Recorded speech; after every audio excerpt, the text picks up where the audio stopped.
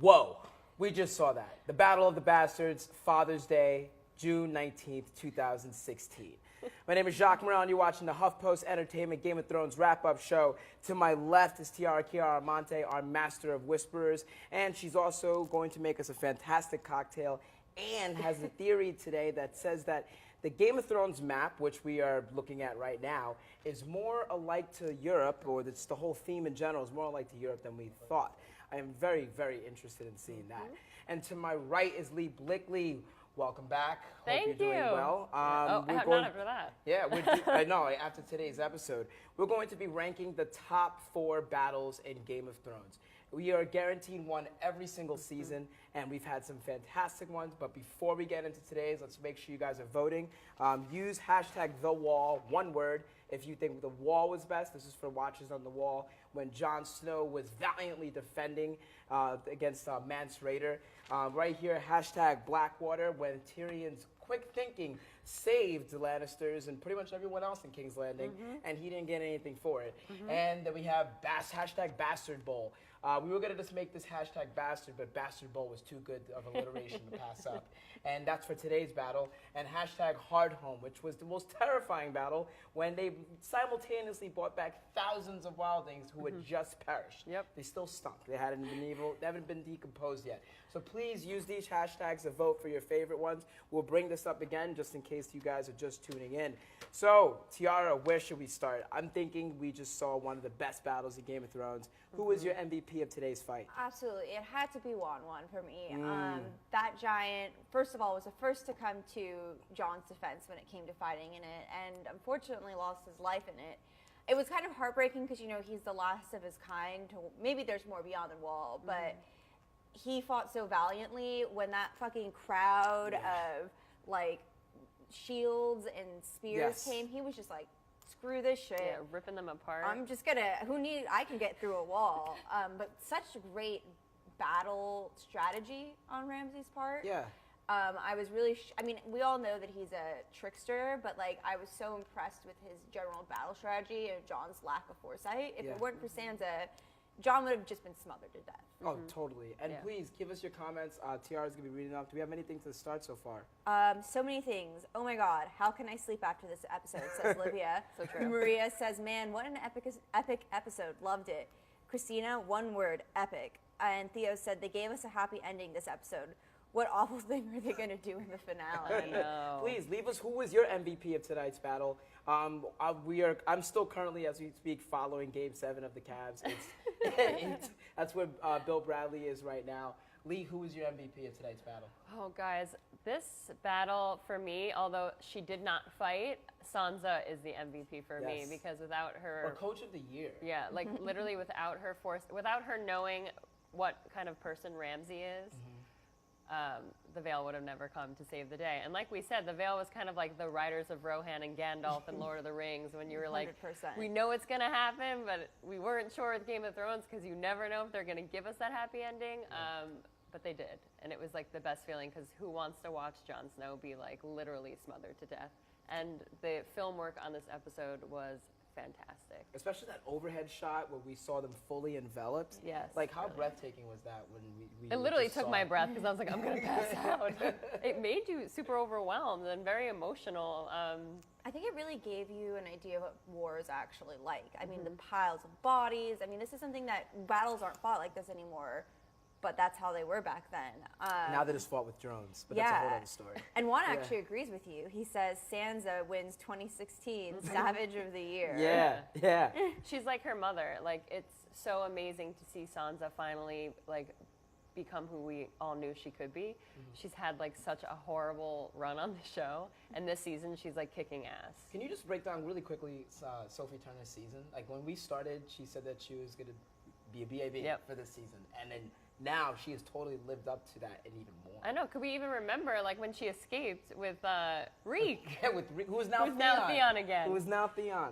From there, where we thought she was going to die, and then Brienne came to save the day, and then she found her brother, and then she, like, literally shut down her brother by saying, like, I know more than you, which we all thought, you know, bringing Jon back from the dead, he would learn something. Yes. He did not learn anything, and I think he saw that by the end, when he gave his sister that look, like, she pulled it off. Like, she's the mastermind behind how they won. So Sansa wins all the kudos. She's incredible. In your introduction, you gave Ramsay a little bit of kudos. I actually thought that was phenomenal how he really got Jon to play into his plan. Yeah, I mean, how did it fail, though? I think it only failed because of Sansa. It would have completely worked. First off, like starting with Rickon in that way just completely threw everyone off. I totally forgot about Rickon. I know. Which is horrible, but Jon, how stupid can you be? Like, he is forcing you to go to your brother. Don't go. And I know that's hard because he is a brother. Yeah. And Jon has always been so proud of his family and always there for his family. But it's like Ramsay wants you to go to him. And he wants you to be in the middle where they can reach him first. And they kind of made us think that Jon was going to go down. And then all of a sudden, Jon's side, who was with him. I don't know. I totally forgot about that. But Rickon. Rest in peace, Rickon. Yeah. I mean, he grew so tall, only to die so soon. Yeah. And Megan says, I'm so overcome with emotion. I broke down in tears. That was Oh, really? That was sad, Megan. Holly says the giant shouldn't have died. Minza, MVP, won. I agree. And Kathy said Rickon ran straight. He should have zigzagged. Yeah. You kept saying that while watching. You were like, move to the left, Zigzag, move to the right? right, zigzag. And he was just, you know what? I don't know how I would feel in that situation either, though. You know you're going to die. Like, how would you feel personally running away from an arrow? Like it's being chased. Yeah. I would just run, or I would crawl or do something to make it harder for him. But I feel like he just ran in a straight fucking line. I don't know. I almost felt like Jon should have seen this coming. Yes. I don't know what you all think. Jon. It just feels like Jon should have seen this all coming. And I do love how they completely flipped the usual roles that they write for men and women, right? They made Jon fragile and not able to keep his mind on the eye of the prize. And they had Sansa, Sophie Turner's Sansa, the one that was let Rickon die. Yeah. Like she was totally pragmatic in her motion, her actions. And I really love that. I love how she's really stepped into that character. And even at the end, with Ramsay's brutal death, that was the best death ever. I don't know how you guys feel about it. Do you think that was the death we wanted to see with Ramsay, or? I mean, yeah, with all of his dogs, what better way? If you starve an animal, it's gonna eat no matter how well you treat it. If you torture it, How long is it for a dog to eat? You were talking about this. Oh yeah, in our watch. How long does it That's take? things. So after a person dies, there's a certain amount of time it takes before certain animals eat the person. And for dogs, it's about a week to a couple weeks, and for cats, it's about a day. Wow. So And this is why we're dog people? I don't know. This is why we are all dog yeah, people. absolutely. We have some great comments, actually. Ema says women run the Game of Thrones world. Totally. Megan actually said she agreed with you. Yes, very Lord of the Rings. I felt the same. Amazing. Taisha said Jon should have listened to Sansa. Men will never listen. Yeah. Juan Now we're wouldn't going- have been dead right now. They wrote that pretty accurately. Yeah. And Carol said, but it was total magic that he wasn't killed. Yeah. Lord of Light protecting him against all odds. Absolutely. We saw that so many times because all those arrows flying, hitting everybody else but him, or even when you think he was gonna be smothered, he somehow crawls out. It's fate. This was Jon. There's something with Jon Snow, and I hope we find out in the finale, or at least prove our theory: R plus L equals J. We need to know something about Jon Snow because he's clearly an important person, even though he's been kind of a supporting role this season. It was good to see an episode with Jon. So Lee, what does this say for Maisie Williams' two truths and a lie? Because one of them was Ramsay dies, and we were operating on the fact that Ramsay wasn't going to die. So I guess it's that Lady Stoneheart just does not return. I wish she would. Guys, I don't know what's going to happen with the Stoneheart stuff. It could really happen, but it could also really not happen. So guys, I don't have Bill here to back up all these theories, but I know we're all kind of wishing at least one of our theories comes true. At least one of them. Stoneheart would be a great one, though. It would. It would. What are the birds saying? So Marnie says most satisfying death since Joffrey. Yeah. I completely agree with her on that. Jennifer says awesome episode. And Kenyatta says the dog that killed Ramsay was so cute. Yeah, he was so cute. I wonder how they filmed that too, because clearly those dogs are just wanting to lick his face and be like, I know. I feel like it like was the sugar blood makeup. Yeah. Like It was like, oh, master, but really it was he's gonna like, eat they will him. never kill me. My hounds will never. I was like, And the dogs seem very well fed. I mean, yeah. you know, you can't starve a dog. In real life. Adam says, finally, a season where the Stark family is winning. Yeah. Mark says, major bad guys dead. Are a lot of good guys going to get it in the season finale? And Shababa says, shipping Yara and Danny. I actually love that scene. Yeah, we said Danyara. Yara. Hashtag Danyara. So did you guys sense a little bit of chemistry between Yara and Danny, though, or was that just me? No, like, I totally saw Danny's eyes like do a little flicker. a little flicker when Yeah. like Yara said, "I'd be up for it." I mean, Yara's hot. Like she's totally. a powerful woman. She's confident. Danny loves that. Like she's confident They too. relate so to each other in a lot of ways. Exactly. Their fathers are both like they have a lot of shared experiences that would make it to a very fruitful union for Westeros. Certainly. And I mean, Danny is supposed to take two or three husbands? So why can't one of them be a woman? Yeah. You know? I would love that. Yeah, Oh so my God, much. I am shipping this so much. So much. And then Dario will be like, "What the hell?" Yeah, Dario. Where has Dario been? I feel like we haven't seen Dario. He was or with the Jorah. Dothraki. Like he was the yes. leader there. Which yeah. Michiel Huisman was on a couple daytime talk shows this week. And he said, "Oh, I'm gonna be on horseback. You'll see my skills." And I was like, "That was all of 5 seconds." All of 5 but seconds. We need more Dario in our lives. And Gus says, it's all about the Mother of Dragons, best episode yet. Juan says, Danny is iron curious. I like it. Juan, you always make us laugh. You know, as great as it was to see her fly on those dragons, I thought the fire effects were kind of bad. And as a whole, you guys were saying, we've seen this. Yeah. Yeah. And the sound effects when she had first encountered Tyrion was kind of weak. I wasn't really interested in them at all. Yeah.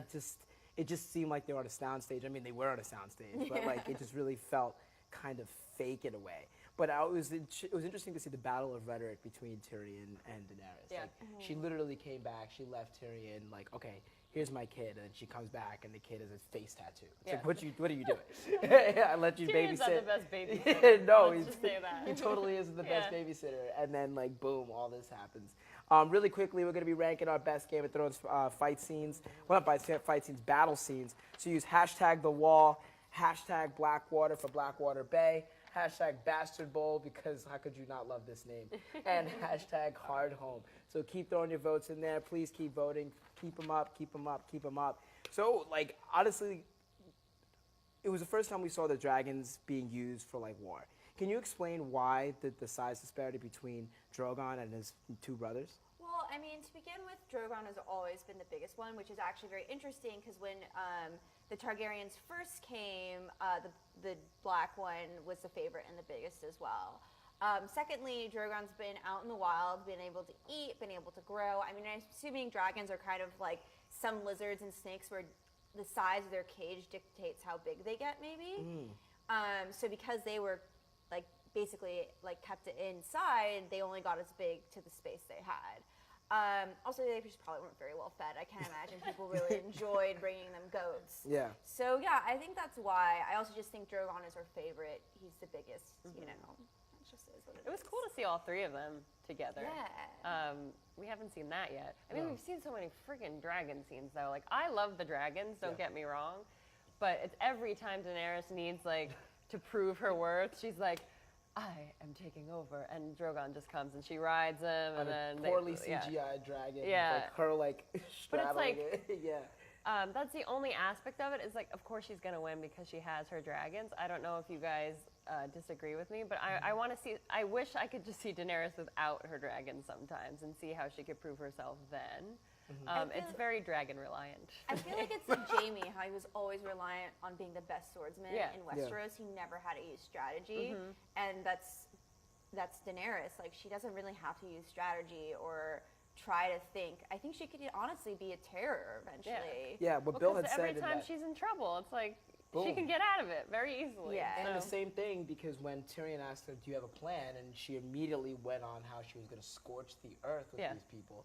And what Bill had said when we were breaking down the Daenerys' role amongst the Dothraki a couple episodes ago, that she really could just be the terror. Yeah. Like, literally the worst thing to hit Westeros. But now, like, she has this union with Yara. Yeah. Lee, do you believe that Yara could also dip into that side of banality as well? Yeah, I'm trying to figure out this dynamic that they're going to create together.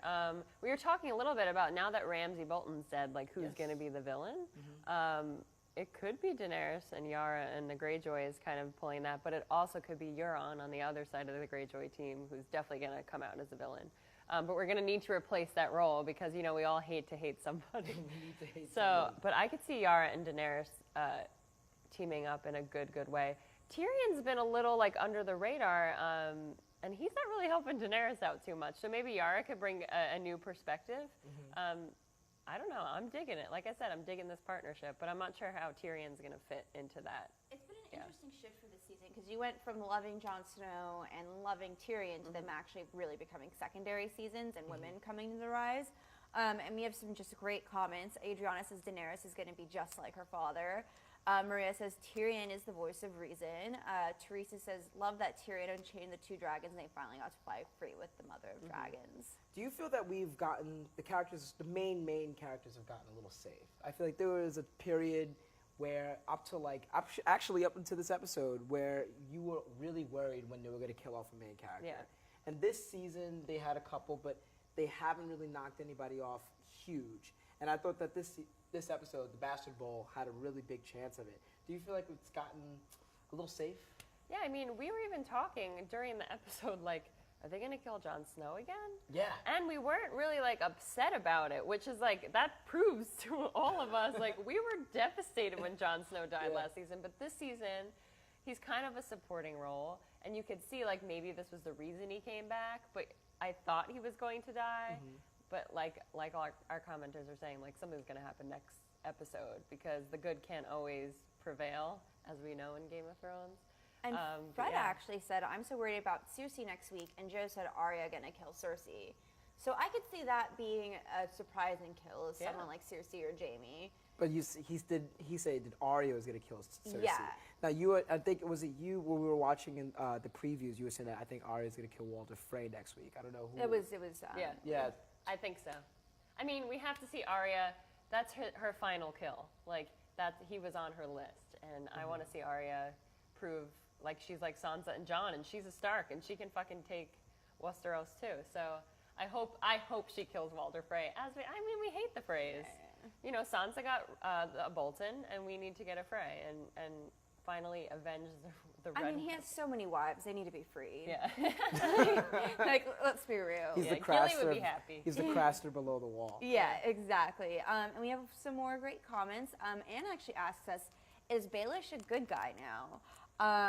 And Riva says to Ramsay, "Happy wife, happy life." And Kevin, "Let this be a lesson: always feed your pets." But I'd like to go back to the question of, is Baelish a good guy? I don't think that he is. I just think he plays what's convenient to him. What do you guys think? I don't think Littlefinger could ever be a good guy. He's a schemer. You never know. I don't know.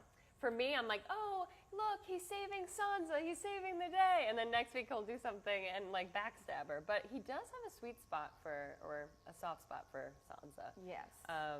And I'm proud of Sansa for calling for help because that would have been a totally different outcome if he didn't show up. So he was a hero this episode. I don't think he's ever going to be a hero again.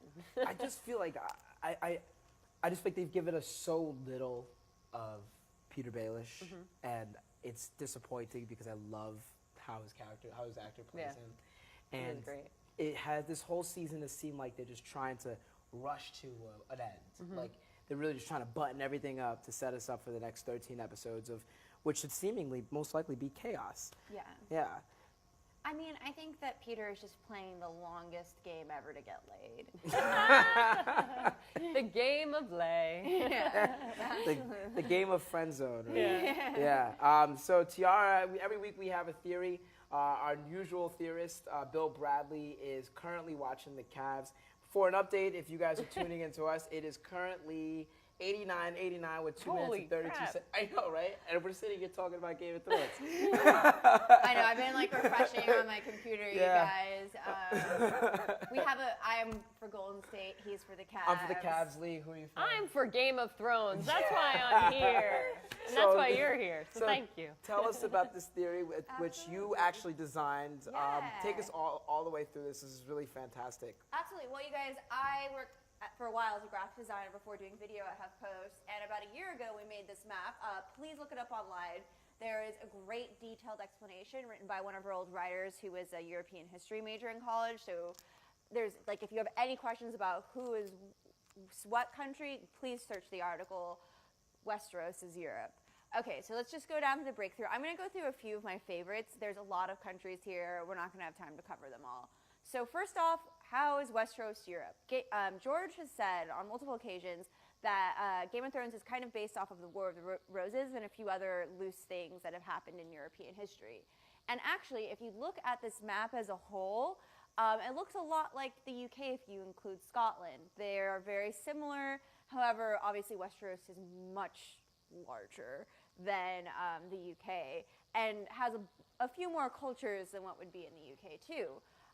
So our first and probably everyone's favorite that I'll go over is Scotland as the north. And that has a lot to do with the fact that the Scottish have always kind of been slightly divided from the UK, and they have this like mystical Celtic origin in the same way that the people of the north have a different religion. And they had a wall, I believe, that also separated them. So all like the north. So all very similar. Then we will move on to one of my favorites, which is Germany as the Riverlands. The Riverlands is where we were the last episode, Catelyn's family. And Germany, much like the Riverlands, is fairly landlocked. You know, you have a little bit of water, but not very much. And both of them have been very like warred in the center, constantly warring between countries. So that's why we put Germany as the Riverlands. Next, we'll move on to where the Lannisters are from, which is the Westerlands, many of you may not know. What you do know about the Lannisters is that they are the wealthiest family in all of Westeros. Now, I know that England isn't filled with gold. However, they are probably historically one of the greatest empires of all time, which is why we put them as that. I think the cultures are also very similar.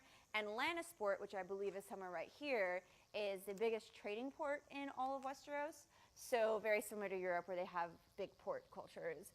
Now, I know that we have London over here, and I realize this is England. However, King's Landing is the center of the world, and I think we all know historically, you know, London, the UK, used to be the center of everything. However, like, since this is medieval Europe, that's why we put it as London as a possibility. But a lot of people in the comments of this article had said that Rome is also a good place for King's Landing, which I actually like kind of better now, because Rome was also the capital of the faith and religion, just like King's Landing, so you could see the High Sparrow as the Pope. As we move our way down, France is the Reach. Once again, for those of you guys that don't know where the Reach is, that is where Marjorie is from. And we could easily see Marjorie as an Anne Boleyn of Westeros. I know Anne Boleyn is British, but she spent most of her life in France. The people of the Reach make great wine, just like the French. And they're also really into culture, music, literature. And the actress that plays Marjorie, as Lee pointed out, also played Anne Boleyn in The Tudors. So I think this one's pretty obvious. Now, I'm going to move my way down to the most obvious, and I think all of you guys will agree that Spain is Dorne. They like spicy food. They're actually an amalgamation of a bunch of different cultures. The Dornish aren't the same blood as the rest of Westeros. Separate country, kind of like the Moors came in and conquered part of it. So that's a lot of similarities. Also, like, they're in a warmer place. It's filled with palm trees, very, very similar to Spain. Actually, I will go back to the Iron Islands just because I love it so much, and they are Norway because they are Vikings. Come on. Yeah. That's pretty obvious. They like to pillage. We just had a whole talk about that. So yeah, this is Westeros Europe. If you guys want more explanations for some of the places that I've missed, go read the article. There's a great historical breakdown as to the battles and everything that align just like Westeros. Here's all the exact color breakdowns, but yeah, check it out. Westeros is Europe. Just Google it; it'll come right up. Yeah. So for a quick Cavs update, 92-89, 18 seconds to go. Fourth quarter. But as to the map, how typical, not typical, I think it's very believable that the Tyrells would be the French. Oh, of course. I think it's very, very believable. And it makes sense too because they're right next to the Dornish too, right? Yes. Which is Spain. Like Yeah. that whole bottom region is so obviously like France and Spain. It's crazy. Yeah. And I love how the makeup of like the Lannisters being like England, but also like, you know, King's Landing being London as well. Like I thought that was really, really sound. There's a couple comments that came in the meantime. Oh, well, Jennifer said, nice map. Thank you. I designed it and drew it myself. Juan said Dorne is definitely Spain. Yes, I don't think anyone would disagree with that. Ashley said that's a theory that is going around with the map. And read on for more. We have a fantastic, if you're into history, the story, you edited it too, I remember way back when. Yes, I did. Is That was like, was it 2 years ago? 2 years ago. And I that we remember did that reading it like, map. wow, this is real. But I have to say, shout out to my boy Bill. Bill thinks Westeros is New Jersey, and we're going to have to present that theory to you, too, because it could be either Europe or New Jersey, but being from the tri-state area, I'm going Westeros is New Jersey. I'm going Westeros is New Jersey. Juan Sanchez says Azor Curry will win. Bill needs to prepare his Kleenex. Well, at the moment, it's 92-89 with 10 seconds to go, so I think we'll go. So, yes, so I think right now we should go into the battles. Let's go into the top battles. Remember, if you guys are voting, we had hashtag The Wall, hashtag Blackwater, hashtag Bastard Bowl, and hashtag Hard Home. So, what do we have up first for our power rankings? What was our favorite battles? Guys, this was a very, very tricky, hard ranking because all of the battles on Game of Thrones are incredible, we have to say. I want to start at the bottom, though. We put The Wall at the bottom. As we remember with The Wall, it was the wildlings, and they were going into the wall, and Jon Snow was holding and protecting. It was a solid battle, but nothing like we had seen previously with, of course, Blackwater, which was Stannis and Joffrey's battle. But thanks to Tyrion and his brilliant mind, Joffrey won, and everyone in King's Landing lived, and Stannis has lost a ton of troops. Another incredible scene was when all this green explosion happened. It was visually beautiful. I'm sure you guys all remember Blackwater. If not, go back and watch it, because after seeing this week's battle, you're going to want to rewatch all the battles. We were torn on our 1 and 2. Hardhome has always been my favorite battle and my favorite episode. It's one of the best Game of Thrones has ever had. It's terrifying. You think it's just going to be the wildlings and the wall kind of chatting, and then you have the White Walkers and the wildlings coming back as whites, and it's just freaking crazy. But something about today's battle really hooked us. I think it was the emotional factor. Yes. And, seeing Jon being suffocated and those tight shots, or just from his perspective when he was, like, slashing everybody. And, of course, Sansa. And just, like, the heart of the Starks is with us all, and we just wanted them to win. It was visually incredible, too, with, the scheming and the way they set that up. So that's why we put it at number 1. Let's see what you guys thought. Let's see what everybody else thinks. So I'm going to start with number 4. They put Blackwater at number 4, which I could get. I mean, The Wall and Blackwater are definitely in the bottom, too. But and it was earlier in the show, yes. And they hadn't had, we have all the hindsight of these other battles. Exactly. And I think that's also why we, put today's battle at number 1, because when you see one of them, you're like, oh my God, that's the best thing I've ever seen. But then you kind of got to go back. Number 3 is The Wall. So yeah, we just switched those two. Hard Home, number 2. So you guys agree with us. I'm kind of happy then that we made our choice to not pick Hard Home, and then The Bastard you guys put at number 1. Please share in the comments why you guys thought, these guys belonged in these spots. What did you guys think about Bastard Bowl? Did it tug your heartstrings as much as it tugged ours? Fill us in. I don't know how you guys feel about the picks, but they pretty much match up with ours, except for the bottom, the bottom 2. That they do. Yeah. So what do the birds got to say? Well, Jennifer says, I hope Arya gets home to Winterfell. Gentry says, the Freys are next on the hit list. Juan says, oh, you read the Ozo's on Curry will win. Bill needs to prepare. Let's see. And then Anna says maybe Baelish wants to marry Sansa. I think he just wants to have sex with her. I don't think he's looking to marry her. Again, back to the sex. Guys, where's the sex this season? No, There hasn't been much much of it. sex It's at because all. George R. R. Martin's not involved. He's the one that's kinky, I think. He is an excellent mind to craft some fantastic We need a scenes. little bit of fun. If you've read the books, Yara has a great sex scene. Maybe it'll be with Dany instead of a dude. Hey! Yeah. I'm down. That'd be pretty awesome. Yeah. Well, today I am doing a drink in honor of this episode. It's called the Suffering Bastard. It's actually a pretty, like, it's an old drink. It was invented to cure a hangover, I believe, in a Cairo bar. And I just thought it'd be perfect because Ramsay would need something to cure his hangover of death. So let's see how to make this Suffering Bastard. First off, we are going to throw in some ginger ale because once I said again, this is supposed to cure hangover. And ginger is great for your stomach. Actually, when I have a stomach ache, I just like eat straight ginger. I know that sounds gross, but it works. I do ginger ale, so that's Yeah, ginger is actually really good for your stomach. Secondly, once again, because this is supposed to be slightly medicinal, we are going to add in some lime. Citrus is always good for you. Nothing like fresh lime juice. And you guys don't like not use fresh juice. It tastes like a barbecue like sauce when you use like, the stuff. I mean, if that's all you have laying around, then go for it. But limes are so cheap. Definitely just do a lime. Okay, after some lime juice, we are going to add our liquors. So first we're going to do gin. Gin is incredibly aromatic, and I'm sure because it's made with a lot of herbs and such, people thought it was good for you when this was made. So we're going to add a shot of that. And then we're also going to add a shot of bourbon. Any bourbon will do. Whiskeys and such as well. Actually, they do really help a sore throat. If you have ever sore throat and you get a hot toddy, they're quite good for that. So Love once a hot again, toddy. we're going back to this medicinal stuff to help a suffering bastard. And look at that bottle. It looks like where the three-eyed raven used I to live. know. I picked it on purpose. So adding some of that.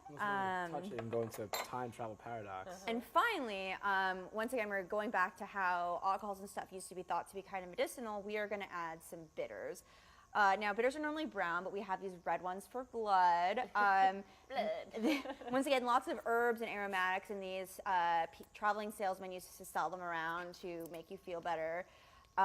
So this is supposed to cure a suffering bastard. So we're going to add in a couple squirts of that, which just looks so, I love watching like layered drinks it's so good. and watching them move around. It's just so pretty. It's like Ramsay's bloody Ramsay's face. bloody face. Seriously. And now to top it off, there's a couple things you could do. One is what I've seen a lot online, where you take basically an orange peel and you put it into it like this.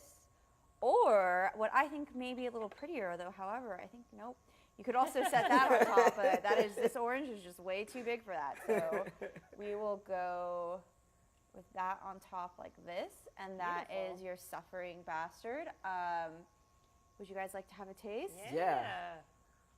Hold on. Should I give it a mix? Yeah, go ahead here. Cool. All right, so we have to get out of here. The Cavs won. Oh my Cavs God. won. The Cavs won. Guys. Bill Bradley is like Bill Bradley, in yeah. his Cavs glory. won. So guys. shout outs to Cleveland and Winterfell. Yes. Give us your predictions for next episode. Oh gosh, next episode, I think that we're going to find out who Jon Snow's parents really are. Yes, R plus L equals J.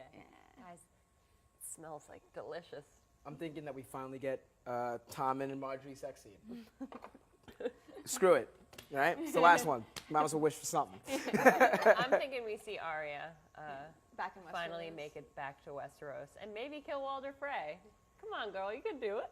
Got some comments. Fred Fox, you guys got it right with the list. Two thumbs up. Thank Cool. you, Fred. Jenna Johnson, you cannot beat the image of Jon Snow cutting down that White Walker with the Valyrian sword. Yeah, that's true. Jennifer Zamora says today's battle was the best battle. And some other comments I'm finding right here. Ron says it was a perfect ending to Ramsay being killed by something he no doubt mistreated. You don't starve an animal for that many days and then expect it to have it obey when you are covered in blood. I also loved how he ran when the going got tough for him, and his only defense was shooting arrows at Jon. Christopher Rivera says, "Where is Ghost?" Yeah, where is Ghost? Oh, true. Yeah, good question. Yeah. Maybe Crystal. Where is Ghost? Maybe he's joined Nymeria, but who knows? Maybe we'll find out. That's my prediction. Ghost and Nymeria will reunite. Yes, and create a big troop of their own. And really quickly, we were gonna get out of here, but Juan Sanchez every single week with the best comments says Rickon ran straight because he was a Stark. And one thing the Starks are good at doing is dying. They make dying seem avant-garde. Oh my God, Juan. I don't think we're going to have any more Stark deaths. That's what I hope. Here's one more. My favorite moment, Yara trying to get in them Khaleesi guts. Oh, you're ridiculous. All right, this is the Game of Thrones wrap-up show. We'll be back next week at 10:05. Congratulations to Cleveland. You guys won, and to everybody in the North, which is pretty much the same thing at this point. Yeah. Tiara Kiramonte, our Master of Whispers, and Lee Blickley. We'll see you guys next week for the finale. Yay, Peace. finale. Cheers, guys. Yeah, cheers. So pretty. I know.